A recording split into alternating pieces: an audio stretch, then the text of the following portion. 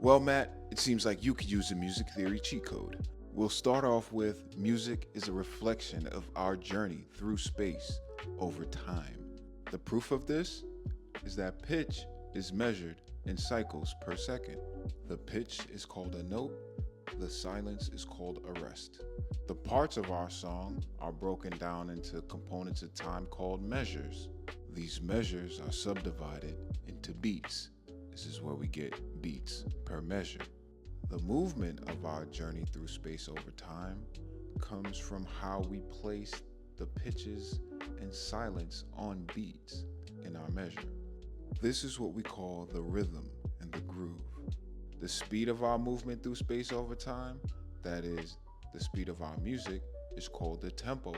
This is measured in beats per minute. The rhythmic patterns we choose and the tempos we use heavily influence the movement of our pitches and silence through space over time. All this talk about pitches, notes, silence, rest, rhythm, groove over time. Where do we get the pitches from? Well, in Western music, we use a 12-tone equal temperament tuning system. That is, the octave is divided into 12 equal parts that we call intervals. The smallest of which is called a semitone or a half step. Two half steps is a whole step. You see these numbered positions like second, minor third, fourth, fifth, etc. Those are interval positions relative to the root note. Remember, 12-tone equal temperament tuning system.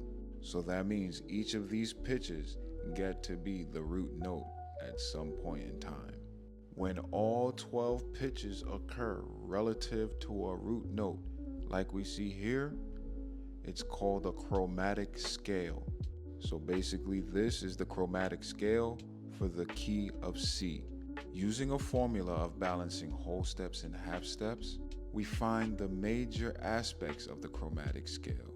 That is, we find the pitch intervals that are in harmony relative to the root note.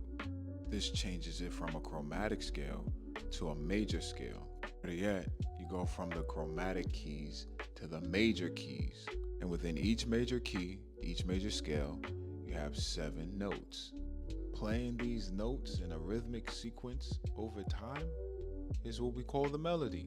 When you play the notes of harmony at the same time, that's a chord. When you play chords rhythmically over time, that's a chord progression. They used to write all that down on sheet music. There's no need to run away from music notation. Once you understand that it demonstrates rhythm and pitch over time, you're golden. But I'm not going to overload you. We covered rhythm, pitch, and melody in our journey over time. When you're ready, come back and we'll talk about how we use the geometry of the circle to actually inform our intervals and pitches of harmony. For now, just engage with the post and check out my link tree. I got draft notes and worksheets.